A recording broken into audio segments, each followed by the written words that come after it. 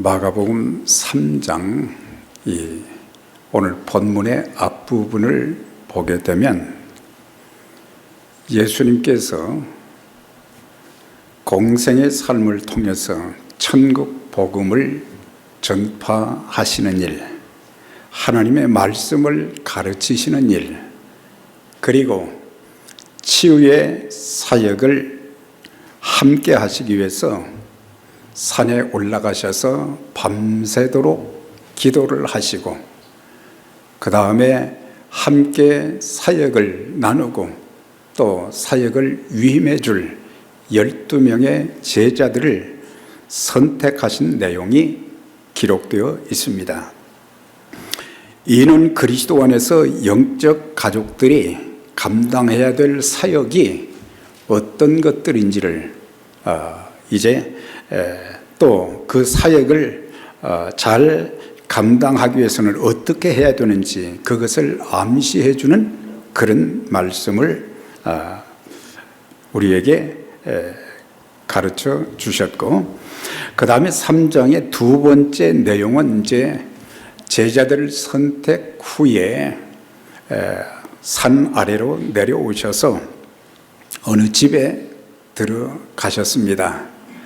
그곳에 많은 사람들이 운집을 하게 되었고, 그곳에서도 예수님께서 말씀을 이제 가르치시며 또 병든 자를 고치시고 또 귀신 들린 자를 온전케 해주는 그 귀한 일을 하시느라고 식사할 겨를도 없이 그렇게 바쁘셨다고 그랬어요. 그런데 갑자기 어떤 사람들이 이제 와서 이렇게 말합니다. 당신의 모친과 동생들이 찾아왔습니다.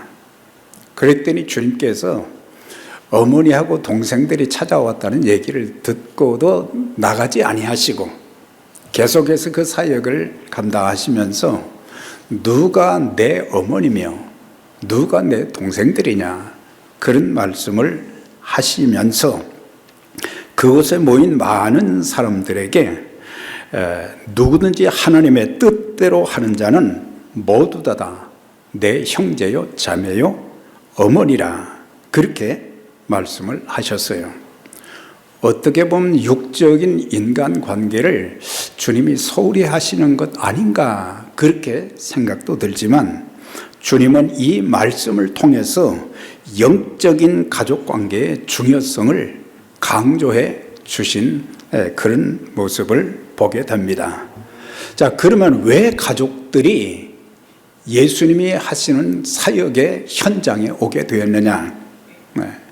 우리가 마가복음 3장 30절을 보면 이는 저희는 서기관들을 말하는데, 그 사람들이 예수님에 대해서 무슨 얘기를 했냐면 예수가 귀신이 들렸다는 비판을 하게 된 거예요.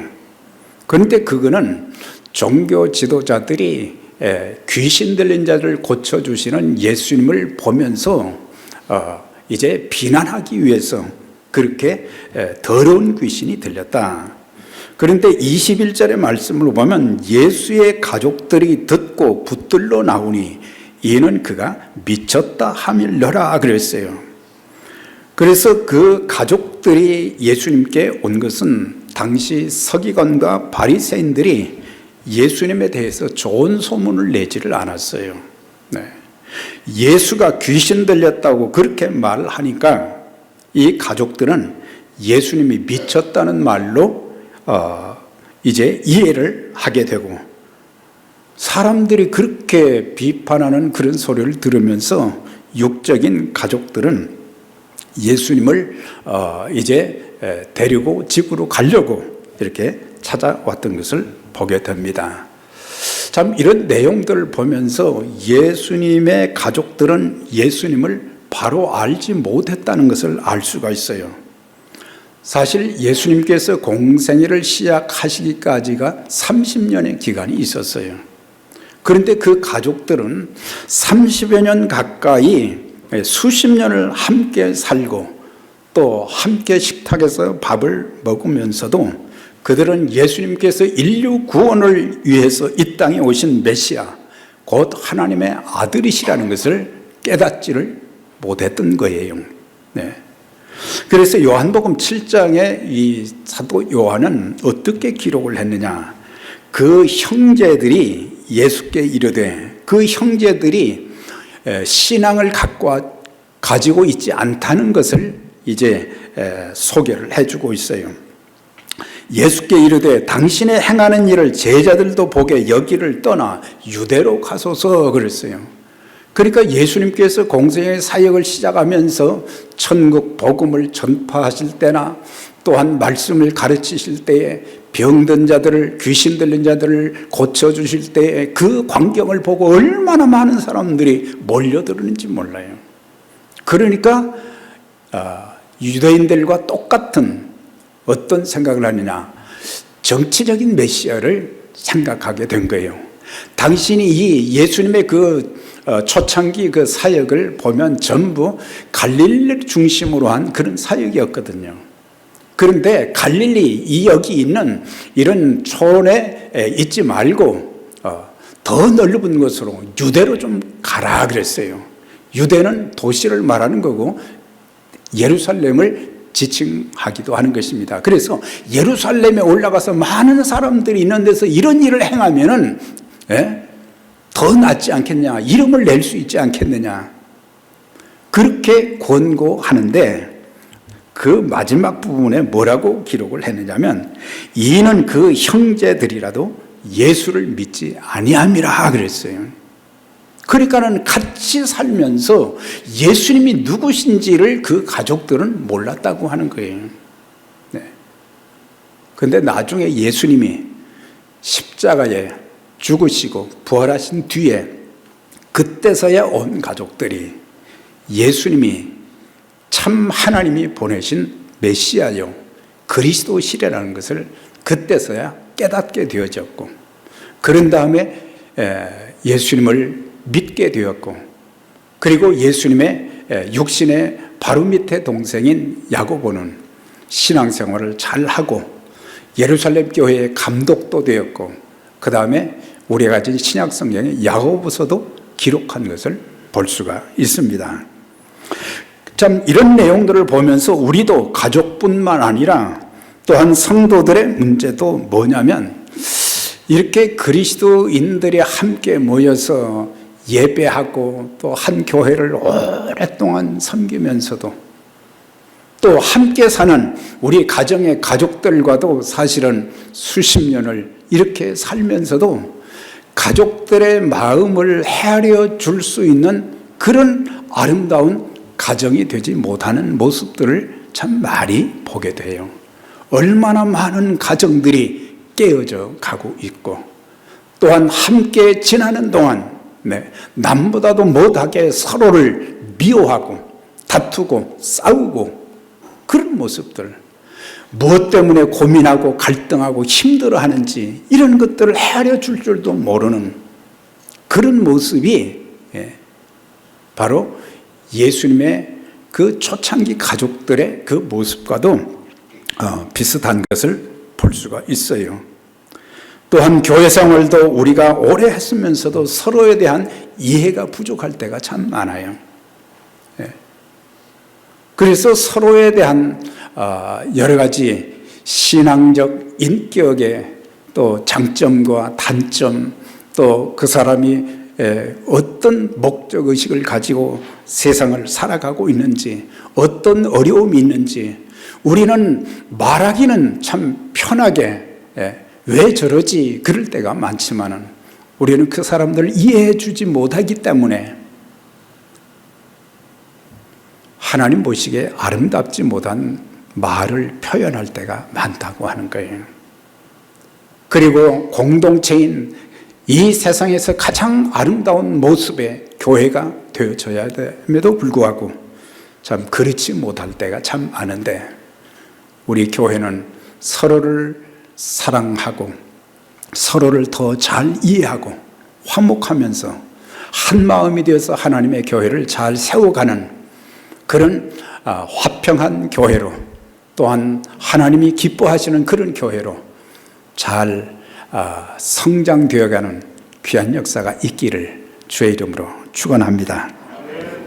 자, 그런데 예수님께서는 모친과 동생들이 왔다는 말을 들으시고도 나가보시지도 않고 누가 내 모친이며 내 동생들이냐, 이것을 통해서 예수님께서 육신적 가족 관계를 이렇게 소홀히 하신 것이 아닌가 그렇게 보이지만, 여기서 중요한 것은 예수님께서는 이 말씀을 통해서 영적 관계의 중요성을 설명해 주시기 위해서 하신 말씀이라는 것을 알 수가 있어요. 사실 우리 주님께서는 마지막 십자가의 고난을 겪으시면서도 이제 운명하시기 직전에 고통 가운데서도 자신의 제자 요한에게 부탁을 하셨어요. 어머님의 노후를 내가 맡아달라. 보라, 내 어머니라.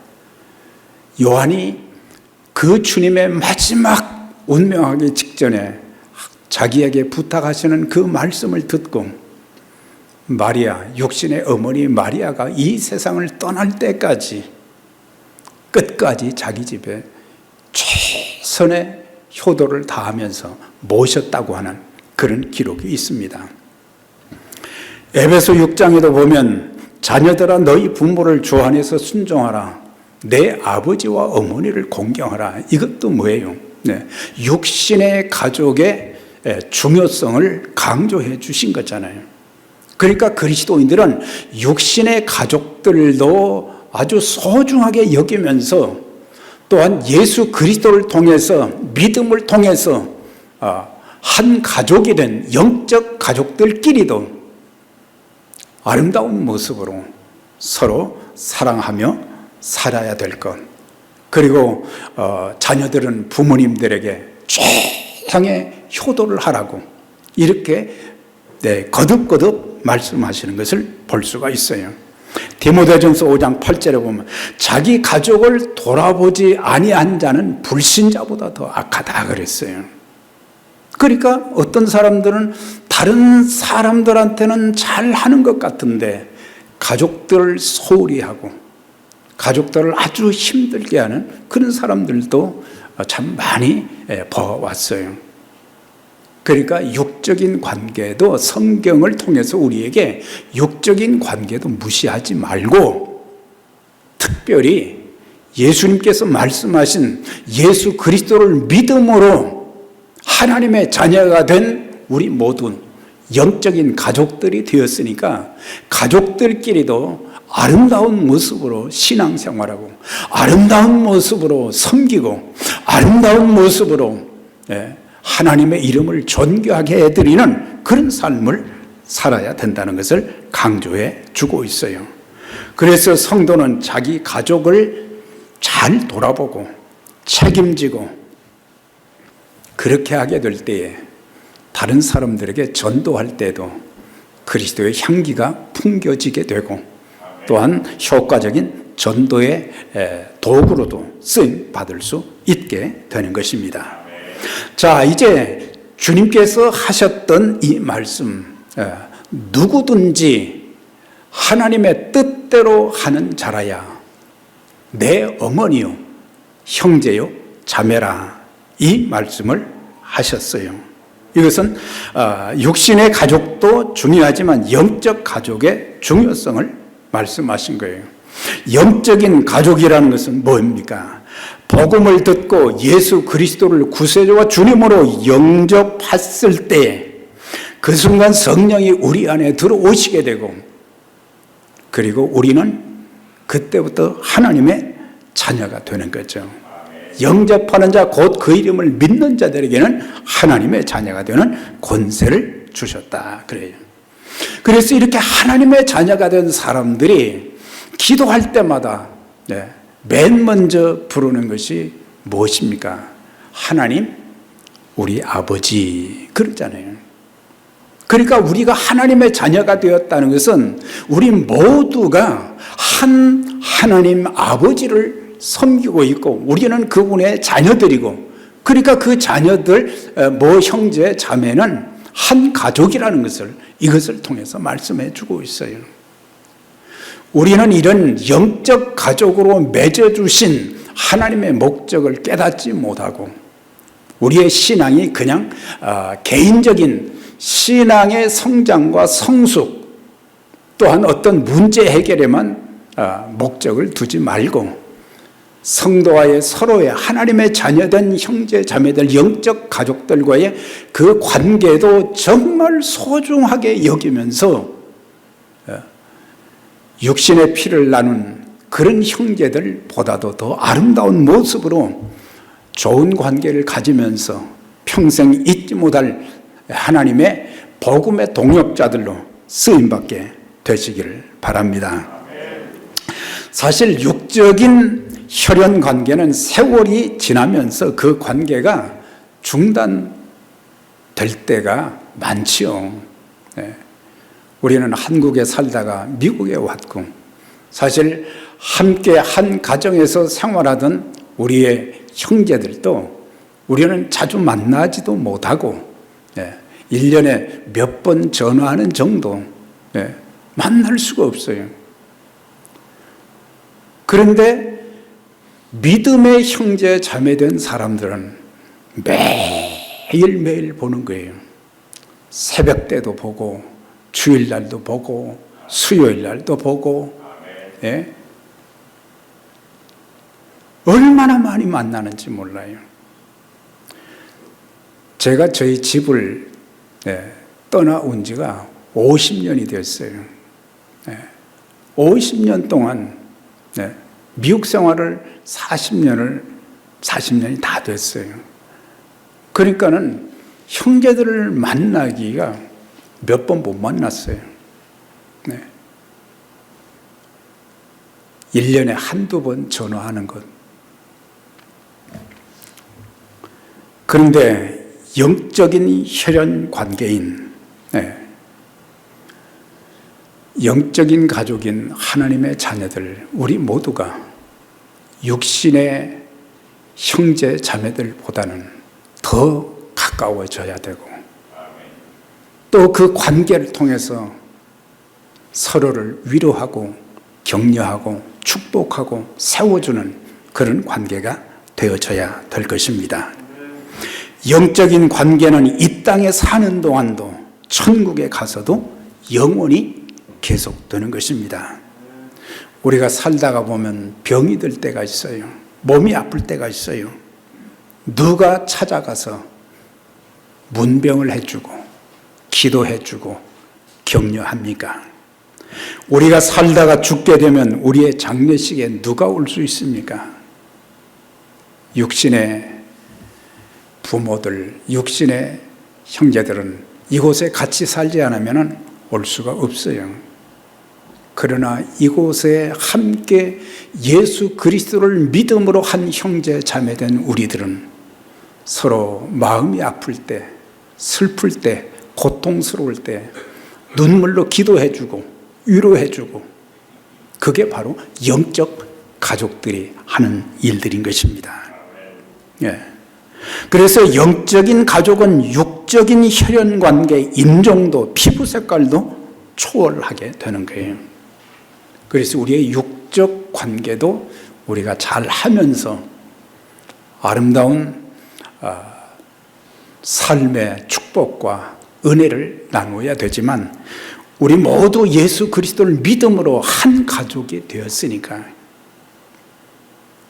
어떤 한 면만 보지 말고 주님의 마음으로 모두를 받아들이고 이해하고 사랑하고 용서하고 세워주고 축복해주고 힘들 때는 같이 또 짐을 나누어지고 하나님의 일도 같이 할 수 있는 그런 아름다운 영적 관계의 가족들이 다 될 수 있기를 바랍니다.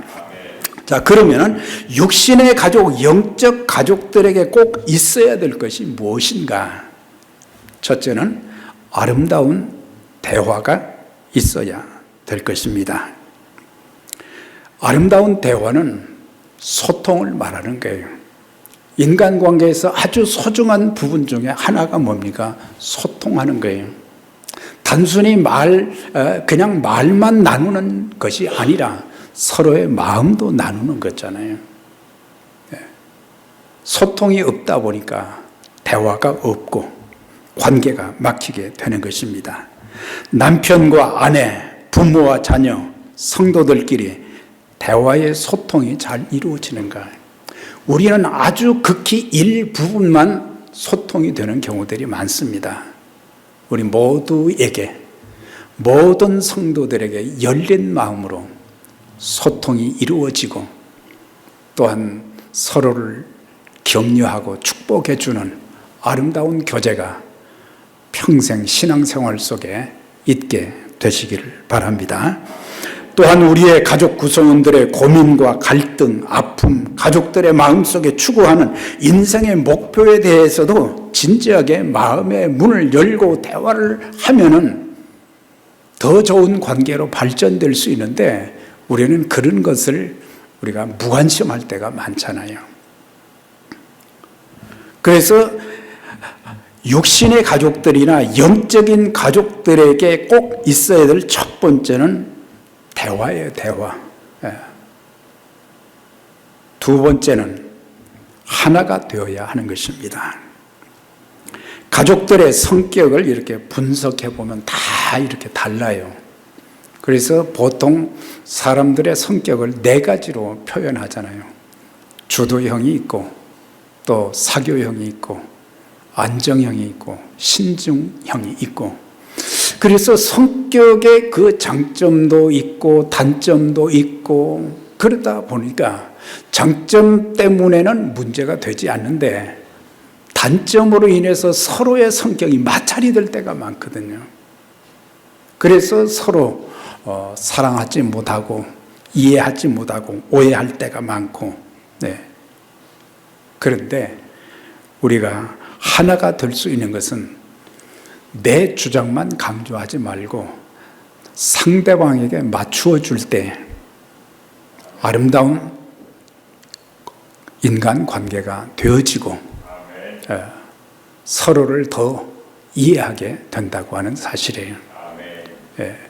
그래서 가정에서도 나한테만 맞춰달라고 하지 말고 상대방에게 맞춰주고, 교회에서도 마찬가지죠. 우리 모든 성도들의 성격이 다 다르고 삶의 배경, 지식 배경이 다 다르기 때문에 욕구가 다 다른 거예요. 그래서 이런저런 얘기들이 많이 있지만은 중요하게 여겨야 될 것은 우리가 어디에 맞춰야 되느냐. 목사에게 맞추는 것이 아니라 첫째는 주님께 맞추는 것이고, 두 번째는 뭐예요? 교회에 맞춰줘야 됩니다. 교회에 맞춰주면은 문제가 안 생겨요. 근데 전부 나한테만 맞춰달라고 그러는 거죠. 그래서 우리가 하나가 되는 것은 상대방에게 맞춰주는 것이고, 그 다음에 가정은 또 교회는 어떤 곳입니까? 사랑하는 곳이거든요. 잠시 미워했다가도 사랑하고 다투다가도 사랑하는 곳이 가정인 거예요. 교회도 마찬가지죠. 그래서 교회 안에는 예수 그리스도께서 우리를 사랑하신 그 사랑의 아름다움이 성도들과의 관계에서도 표현되어져야 된다고 하는 거예요. 사랑하는 자들아, 하나님이 이같이 우리를 사랑하셨은즉 우리도 서로 사랑하는 것이 마땅하도다 그랬어요. 서로 사랑하라 그랬어요. 서로 미워하지 말고, 서로 다투지 말고, 서로 등 돌리지 말고, 서로 모른 체 하지 말고, 서로를 용납하는 아름다운 모습이 우리 모두에게 있어야 될 것입니다. 그 다음에 서로 용서해야 되는 거예요. 가정은 사랑하는 곳이기도 하지만 용서하는 곳입니다. 자녀들이 좀 잘못했어도 부모는 용서해 주고, 남편이 조금 마음을 상하게 해줘도, 힘들게 해도 아내가 이해하고 용서해 주고, 또한 아내가 실수해도 남편이 무시하지 말고 이해해주고 용서해주고, 그래서 가정과 교회는 어떤 곳이 되어야 하느냐? 서로 사랑하면서 용서해주는 그런 곳이 되어져야 되는 것입니다. 서로 감싸주는 곳이 가정인 것입니다. 영적인 관계의 성도들끼리도 서로 관용을 베풀고 남의 허물은 덮어주고 맺힌 것이 있으면 풀고 나쁜 것, 이런 것들은 잊어버리고 서로 웃으면서 아름다운 교제를 나누어 가는 아름다움이 우리 모두에게 있어야 될 것입니다. 이제 마지막 35절의 말씀을 보면 하나님의 말씀을 듣고 그 뜻대로 하는 자라야 내 모친과 형제와 자매라고 주님 말씀하셨어요. 이건 뭡니까? 하나님의 뜻은 무엇입니까? 하나님의 일인 것입니다. 하나님의 일이 무엇입니까? 하나님께서 맡겨주신 그 일은 영혼을 구원하는 일인 것입니다. 그래서 한 목표를 가져야 돼요.